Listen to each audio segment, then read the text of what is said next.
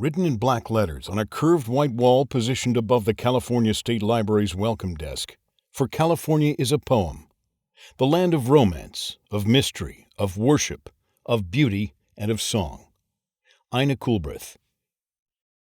Hanging on a nearby wall are 3 black and white photos accompanied by a text sign entitled Joe Rosenthal and the Photo That Changed America. Standing in front of tall grass to the right of the photos and to the left of the library's entrance is a nearly life-size wood carving of an American soldier wearing a drab green uniform and helmet. Another sign tells us that this soldier was created by artist Jim Hardy and depicts a grenadier from Charlie Company of the 199th Light Infantry Brigade during the Vietnam War. The leftmost photo depicts 6 helmeted Marines steadying the tall pole of an American flag as they plant it in the ground. Raising the flag on Iwo Jima, Joe Rosenthal, Associated Press. The middle photo shows one man holding a pistol mere inches from another man's right temple, his face contorted in a grimace. Saigon Execution, Eddie Adams, Associated Press. The last photo shows 7 soldiers, including Jim Hardy, sitting on the ground and holding his open sketchbook.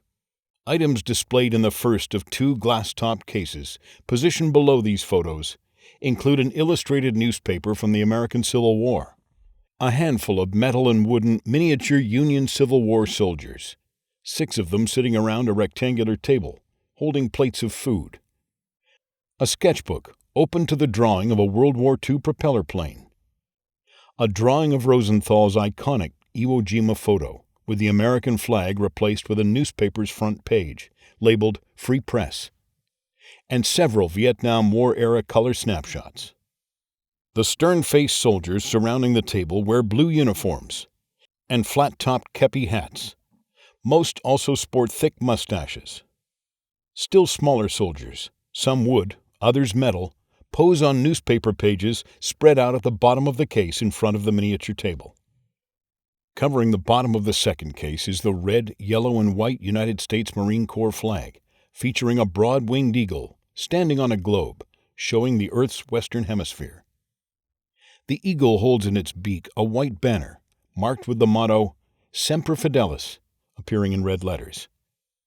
Also featured on the flag, a large yellow anchor.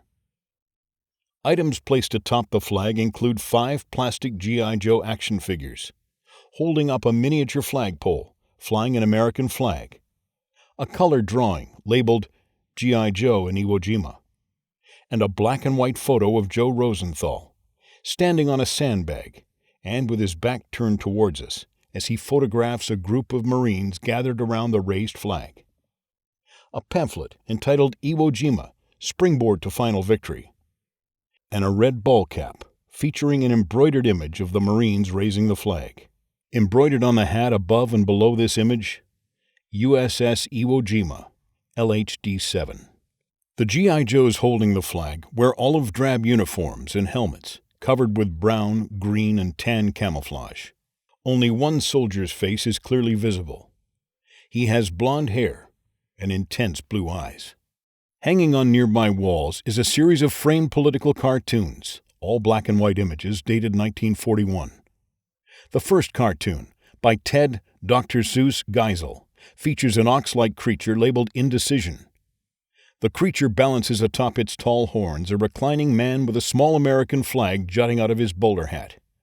Text above and below the drawing includes, Should we beat Hitler now or after it's too late? Portrait of a man on the horns of a dilemma. A second Seuss cartoon features a long sea serpent, its many coils adorned with more than a dozen swastikas. A man labeled Lindbergh pats the serpent's head. Text includes, "'Tis Roosevelt, not Hitler, that the world should really fear." Lindbergh's image as an all-American hero was slowly eroded by his pro-fascist, anti-Semitic, and anti-Negro views. A third cartoon, the first of 2 labeled Walking Up to the War with Dr. Seuss, shows a man labeled Hamfish talking into a telephone mouthpiece. Text includes, "Now Adolf, just forget what Franklin said. 80% of us here, and want you to have your fling." Hamilton Fish III, an isolationist, vehemently opposed any American involvement in another European war. The next cartoon features Hoover shouting into a bullhorn toward England. "It's all yours, dear lads, if you can dope out a way to get it." The next Zeus image features Lindbergh flying a banner behind a small open cockpit plane. "It's smart to shop at Adolph's. All victories guaranteed." More text tells us that Charles Lindbergh became the first spokesperson of the America First Committee, founded at Yale in 1940. More images from Seuss, including one of Uncle Sam, sleeping in a twin bed beside another bed marked Europe, and holding 5 people labeled Stalin-itch, Hitleritis, Blitzpox, Nazi fever, and fascist fever. A speech bubble above Uncle Sam reads, "What a lucky thing we've got separate beds." 10 additional unframed black and white cartoon drawings fill the first of 2 glass-topped cases positioned below the wall displaying the framed Dr. Seuss cartoons. Text on an accompanying sign includes, "Finding Humor in Uniform," Bill Mauldin's journey from stateside to the ETO. In 1940, Mauldin was a part-time cartoonist and full-time infantryman for the 45th Division. His work appeared in his unit newspaper, but more importantly was also carried in civilian news sheets from Louisiana to Oklahoma to New Mexico. The country followed him from a rube in fatigues to a man who explained his new world to people who mercifully didn't have to know it. Text also explains that Mauldin won a Pulitzer Prize in 1945, before he ever got out of uniform. One cartoon features a uniformed man jutting out of a U-boat or submarine hatch, marked with a swastika. A tobacco pipe protrudes from the man's pursed lips. He asks 2 men in a U.S. patrol vessel, "Have ya match, ya?" Another cartoon shows a soldier manning a tank, while 2 other soldiers dig in the ground below him. A caption reads, "I'd rather dig. A moving foxhole attracts the eye." A third cartoon shows a helmeted soldier, one hand held over his own eyes, as he presses a pistol's muzzle to the hood of his own cavalry jeep. Yet another cartoon shows a long-necked creature labeled Isolationism being blasted airborne by an explosion marked War. A caption reads, "He never knew what hit him." Among more framed cartoons hanging on nearby walls, a young woman holding a bucket chats with soldiers standing outside a stalled convoy of military trucks. A waist-high fence separates her from the men. A caption reads, "So, this is what you call a rest stop. And they only give you 10 minutes every 2 hours? Gee, I hope I'm not boring you asking all these questions." In another image, a soldier walks arm in arm with a young woman as a man presumed to be her father looks on. In a third image, a soldier carries a woman holding a suitcase marked "Just Married" over the threshold of a door marked Master Sergeant Brown. More images. Standing outdoors in blowing snow, a helmeted sentry holding a rifle barks, "Halt! Who's the damn fool who could be in a nice warm barrack?" In pouring rain, 2 soldiers sit under a tree. The caption reads, "This damn tree leaks." A chaplain addresses troops. The caption, "Forever, Amen.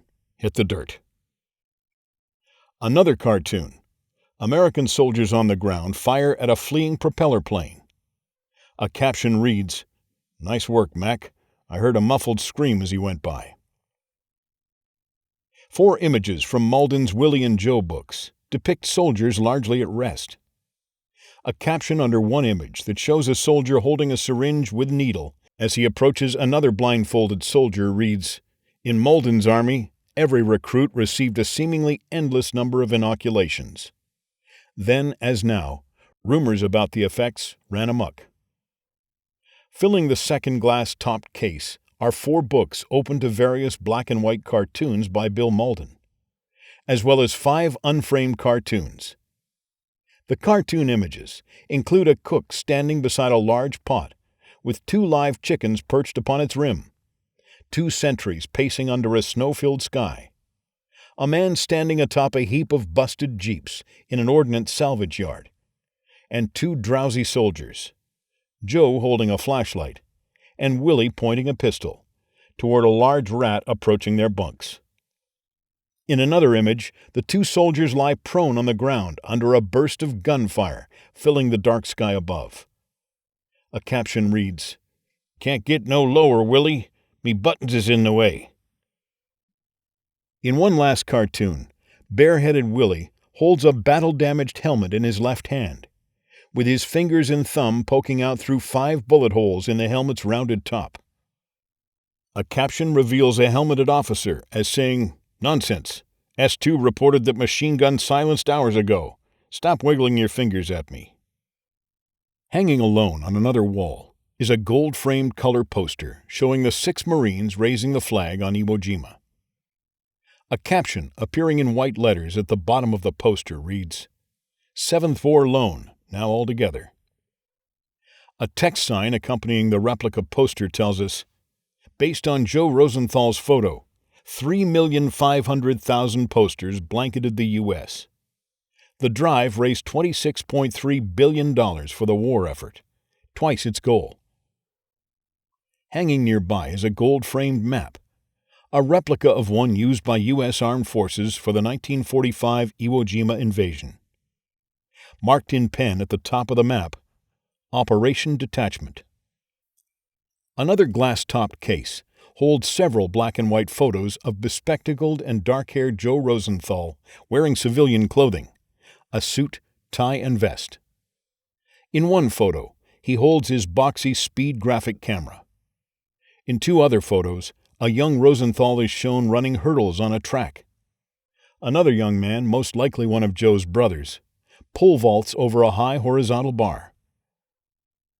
Also included in the case is a framed American Newspaper Publishers Association First Award, adorned with a gold seal and black ribbon for Rosenthal's photograph entitled "Washed Up." A small text sign tells us, Joe Rosenthal began his photography career soon after arriving in San Francisco at age 19. Joe, shown hurdling, and his brothers were enthusiastic track and field athletes. Shooting sports helped hone Rosenthal's photographic timing, key to the success of his flag-raising photo. The speed graphic camera was common among news photographers.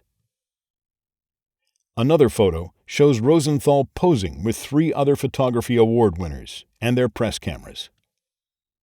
An additional photo of Joe Rosenthal shows him smiling while sitting behind the wheel of a vehicle, its driver's side window propped open. Displayed in an adjoining glass-topped case are a textbook open to a page with 2 black-and-white photos of cameras with large flashbulb attachments, a black-and-white photo of Joe Rosenthal, now in uniform, while holding both a camera and a cigarette in a long holder, and a framed document. Appearing on the book page opposite the cameras is the chapter title, Graphics and Graphic Equipment. One camera is identified as the Pacemaker Speed Graphic 45. Text appearing below the photo of Rosenthal, who holds his speed graphic camera in both hands, is entitled USS Joe Rosenthal Ship Naming Project. Additional text tells us, Joe Rosenthal pursued his every ambition with determination. He was a determined track and field athlete, determined to hone his craft as a news photographer, determined to serve his country, even after he was rejected for military service, determined to hike to the summit of a volcano in a combat zone. His iconic flag-raising photo raised the spirit of an entire nation, giving its citizens the moral strength to pursue the war effort to final victory. His photo helped save America from the threat of bankruptcy. His name on a U.S. Navy warship will remind today's Americans of Rosenthal and his contributions to our country. Sign the petition to name a ship for Joe Rosenthal at www.ussjoe.org. The framed document, issued by the United States Maritime Service, certifies Joseph J. Rosenthal's designation as a warrant photographer in the United States Maritime Service, effective July 20, 1943. Additional text, entitled Merchant Marine Service, explains, Rosenthal was turned down for military service because of his poor eyesight. Instead, he joined the Merchant Marine as a photography warrant officer. He photographed in the Atlantic, North Africa, and England before offering to photograph combat in the Pacific for the Associated Press. Once there, he made several amphibious landings and photographed island battles, Iwo Jima being the last. Displayed in the first of two adjoining wall cases are two framed black and white aerial photographs of Iwo Jima, a third photo of Marines approaching the island on land and by sea with a dome-like mass rising in the background, and a color landing plan map. A small text sign entitled Iwo Jima reads, February 19, 1945. With Mount Suribachi looming above the island, the first waves of U.S. Marines head for the beach and the horror of battle. The second case holds 4 framed black and white photos, also depicting Iwo Jima from the air, as well as Marines approaching the island both in landing craft and on the ground. 2 text signs explain. February 19, 1945. Americans invaded the heavily defended island. Men of the 3rd, 4th, and 5th U.S. Marine Divisions fought determined and well-prepared Japanese defenders. At one point, 100,000 men faced each other in mortal combat on the 8-square-mile island. U.S. Marines begin what was expected to be a 4 to 5 day battle. Instead, it took 5 weeks before the island was declared secure. Fighting continued for weeks after that. Several items are displayed in another glass-topped case. A framed color map of the Pacific Ocean and its islands. A box of playing cards labeled as Red Cross Pinochle Deck. A small white bowl holding dark pebbly sand.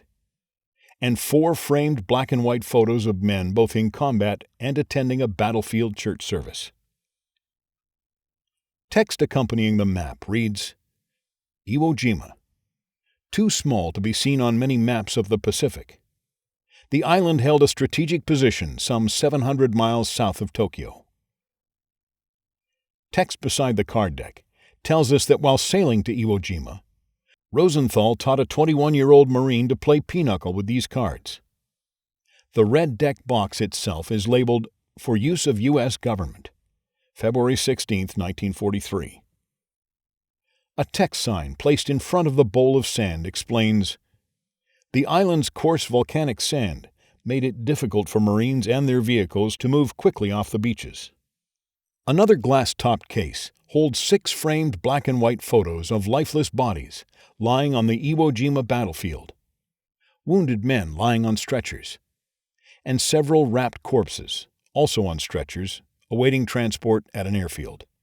Also included in the case are 5 American flags, each folded in a triangle to reveal rows of white stars on a deep blue background, but with the flag's stripes hidden. A small text sign reveals that U.S. casualties of the battle totaled over 27,000. Each folded flag represents over 5,400 dead or wounded Americans. Among the other photo images, a line of bedraggled soldiers paces past one of several rows of small white crosses planted in the barren ground. The next case holds 2 framed photos, another American flag, a speed graphic camera, a 4x5-inch photo negative, 2 small canvas bags marked as being waterproof, and a larger canvas camera bag with a wide strap. A text sign entitled U.S. Navy 48 Star Flag explains, The American flags, raised over Iwo Jima, carried 48 stars.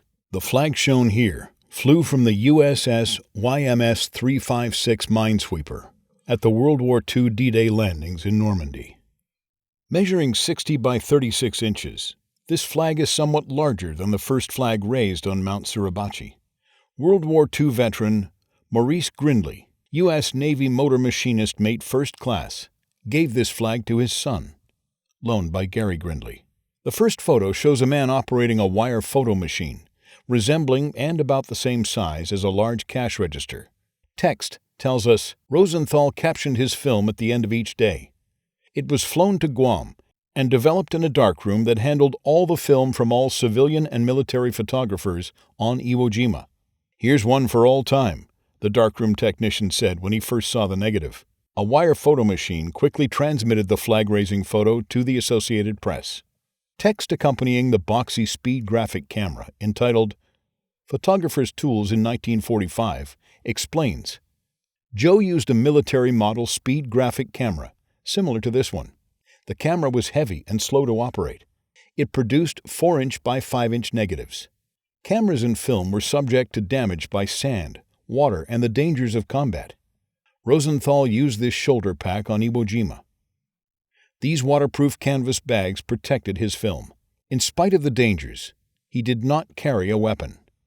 The camera itself has a round, metal-trimmed lens on its face and a black accordion-like body surrounded by a black case. The second photo depicts a helmeted Rosenthal, outfitted with his camera and gear, standing on Mount Suribachi, which is covered with fallen tree branches and other debris. Stretching into the distance far below him is a beach where landing craft rest just on the water's edge. Placed in the center of the next case is a scrapbook, open to 2 pages, covered with several newspaper articles and 11 black and white snapshots, including one of a smiling Asian girl and another of a young Asian woman.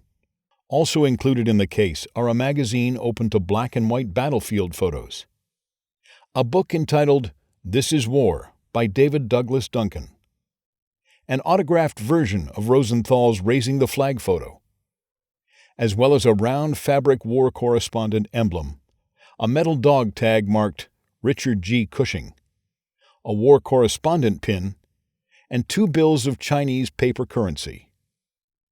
A text sign entitled Dedicated Journalists reads, Associated Press journalist Richard Cushing kept a scrapbook of his photos and published articles. He was assigned to the Pacific at the end of World War II and traveled through occupied Japan on his way to open the AP Shanghai Bureau. Rosenthal signed a photo for him when they met years later in San Francisco. David Douglas Duncan photographed World War II as a U.S. Marine and Korea and Vietnam as a civilian. W. Eugene Smith covered Iwo Jima for Life magazine. The Life magazine article accompanying the battlefield photos is entitled Marines Win Bloody Barren Sands of Iwo. The message on Rosenthal's signed photograph reads, To Dick Cushing, from Joe Rosenthal, AP. An additional fabric uniform patch features red and white stripes below a gray sun and gray star on a blue background. Titles of Cushing's scrapbook newspaper articles include Dead Yank, with dead in quotation marks, sent back as spy to haunt Japs.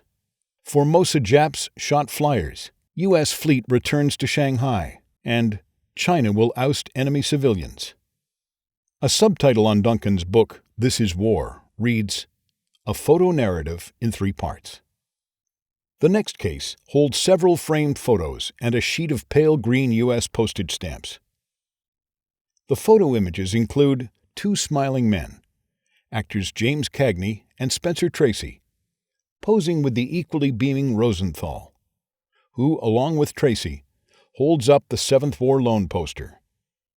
A white-haired Rosenthal shaking hands with a man identified as flag raiser Ira Hayes. Another image of the older Rosenthal holding his camera and a copy of his iconic flag-raising photo.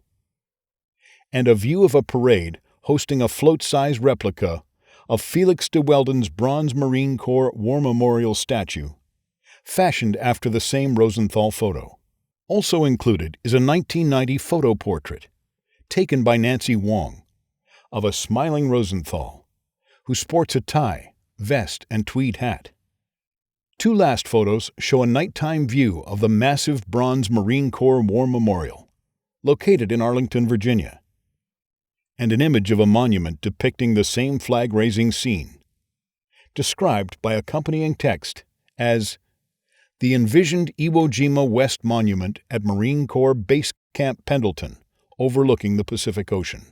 Text accompanying the stamps, entitled First Class Stamp, explains, in 1945, a 3-cent stamp based on Rosenthal's photo sold a record 131 million copies. The next case holds more magazines and a copy of the book Flags of Our Fathers, as well as a framed flip-top cigarette lighter and 2 cigarette holders.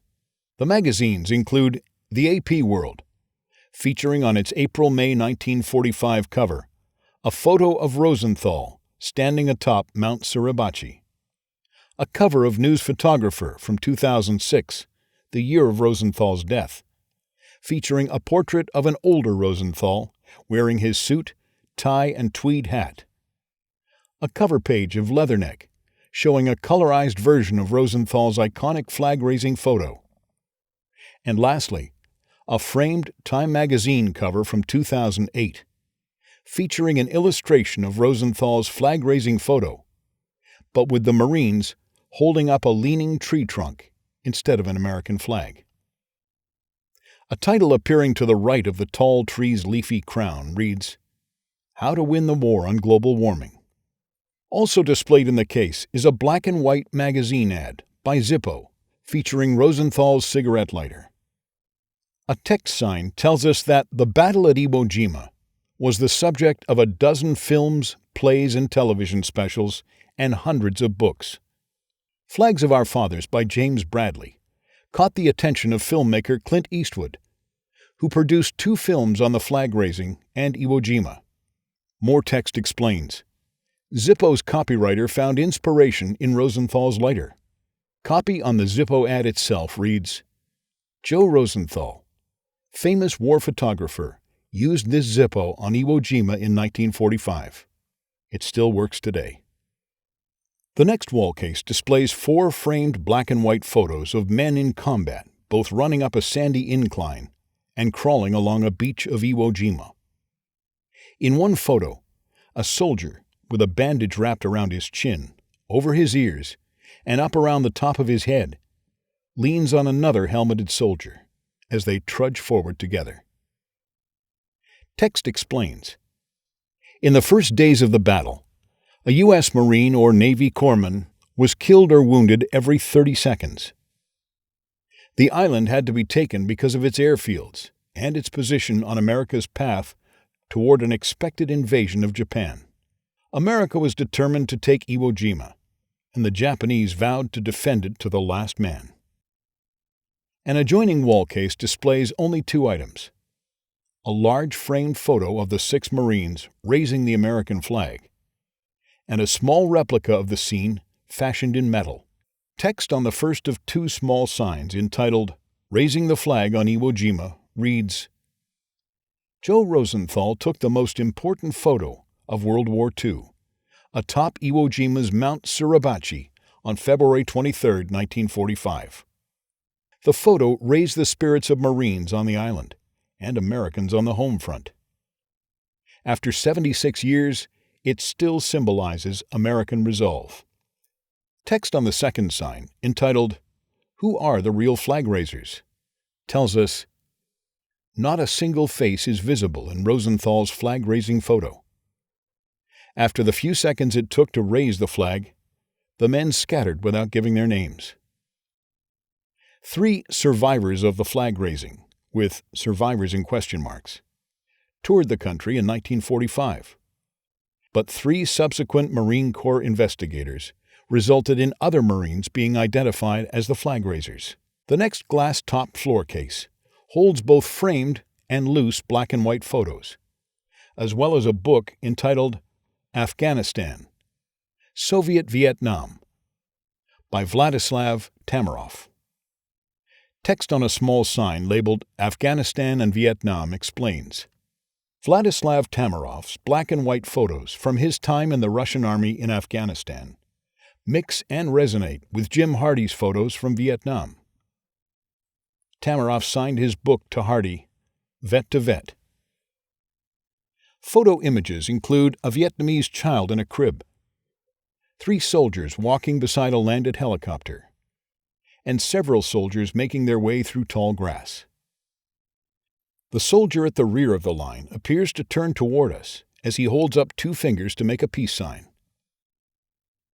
The only color photo displayed here depicts a young American soldier, identified as Jim Hardy, sitting beside 2 smiling Vietnamese girls. Also included in this case is a small box holding a round medal attached to a yellow, red, and green ribbon, and a fabric emblem embroidered with a black missile and black bird, its wings held aloft. The medal is engraved, Republic of Vietnam Service. The next wall case displays 3 framed black and white photos and a framed Distinguished Public Service Award certificate issued to Joseph Rosenthal by the Department of the Navy. The photos show a trio of Marines steadying the pole of the American flag upright, while the flag flutters in the breeze. Rosenthal standing on a sandbag as he photographs the flag raising, and more than a dozen smiling Marines, some holding their rifles or helmets aloft, as they gather around the raised flag. Text below this last photo tells us, once the second, larger flag was up, Rosenthal gathered the Marines for what would become known as the gung-ho photo. Marine Corps Private Bob Campbell photographed Rosenthal as he shot the group of Marines. Rosenthal then posed with his bulky press camera overlooking the island. The adjoining case holds 2 framed black and white photos and a framed front page from the Oakland Tribune, displaying Rosenthal's flag-raising photo.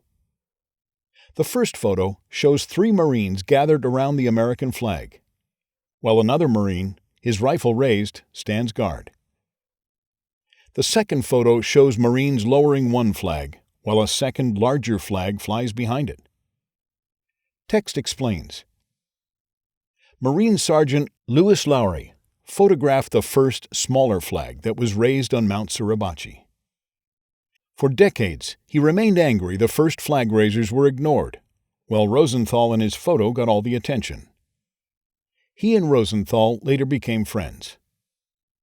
It was not until 2019 that Bay Area journalist Raymond Jacobs was officially identified as the radio man in photos of the first flag raising.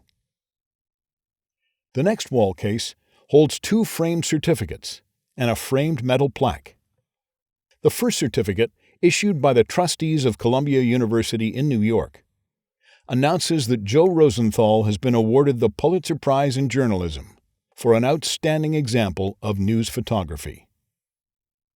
The second certificate, issued by the United States Marine Corps, reads, "The Commandant of the Marine Corps takes pleasure in presenting the title Honorary Marine to Joe Rosenthal for unyielding devotion to country and Corps." The plaque is labeled the Joseph A. Sprague Memorial Award. A small text sign tells us, Joe Rosenthal earned the Pulitzer Prize in 1945 for his flag-raising photo, the only time the prize has been awarded the same year a photo was taken. Rosenthal was later made an honorary Marine, what he considered his greatest honor. He said, "What does it matter who took the picture? The Marines took Iwo Jima." An adjoining case holds 4 framed black and white Iwo Jima photos, featuring Rosenthal, another smiling journalist, and Marine flag raisers. A text sign elaborates. Joe Rosenthal relaxes with his friend, Private Bob Campbell. Men who raise the first flag steady the flagpole. Sergeant William Genoust with 16mm movie camera. Genoust filmed the second flag raising while standing next to Rosenthal, and his film proved Rosenthal did not pose the famous photo. Genoust would lose his life on Iwo Jima. The next floor case holds a dozen black and white sketched portraits of U.S. Army soldiers, as well as a black and white photo of Vietnamese civilians sitting and standing behind 2 ropes fastened across the open back of a wide vehicle. Also included in this display are a battered metal canteen, its cork attached with a thin rope, a blue ball cap embroidered with the words 221st Signal Company Vietnam, SEAPC combat photo, some paper currency, and a small black camera with a leather case and strap. A fabric emblem placed beside the camera is embroidered with Army Artist Team, Roman numeral 9. One text sign tells us these are Jim Hardy's camera, sketches, and objects from his time in Vietnam. A quotation on a second sign entitled, Fall of Saigon, 1975, and placed just below the photograph of the Vietnamese civilians reads, "I took this on Route 1, near Nha Trang, as thousands of Vietnamese were fleeing south just ahead of the NVA. They are in the back of a truck, crammed with terrified people." Ronald E. Yates, Joe Rosenthal Chapter member. Hanging on a nearby wall, under a sign reading Vietnam Combat Art and Photography, is a single black and white photo showing 5 children, both girls and boys, fleeing down an empty street. Located in the center of the photo is a young girl, completely naked, with her thin arms held out at her sides like wings. Her mouth is held wide open, as if frozen in mid-scream. Visible behind the running children are 4 helmeted soldiers, and behind the soldiers, a vast cloud of dark smoke. Text explains. Associated Press photographer Nick Oots, Pulitzer Prize-winning photo, humanized the plight of Vietnamese civilians caught in the fighting. Mounted on a nearby wall are 23 black and white sketches, largely portraits of individual soldiers, and 1 black and white photo depicting a group of soldiers. Accompanying text tells us that these sketches were created by Army photographer and combat artist Jim Hardy, who sketched more than 500 faces of U.S. Army grunts, airmen, and Vietnamese soldiers and civilians, both men and women, during his time in Vietnam. Audio description written by Joyce Adams. Voiced by Derek Botten.